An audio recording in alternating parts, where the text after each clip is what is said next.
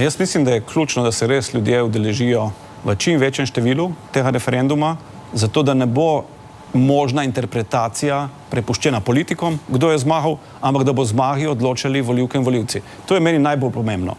Na drugi strani pa zakaj 3-krat za?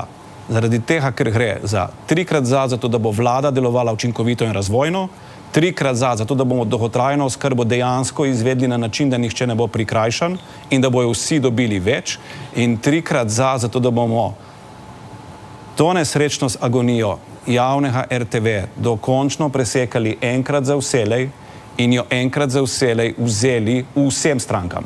Pa če tudi bo stranka Svoboda nikoli zaradi tega ne bo obvladovala RTV-ja, hvala Bogu, da je tako, ne želimo si, da je javna RTV televizija strankarska televizija, to je pa situacija, v kateri smo danes. To moramo presekati in zaradi tega je ključno, da se ljudje udeležijo in glasujejo 3-krat za.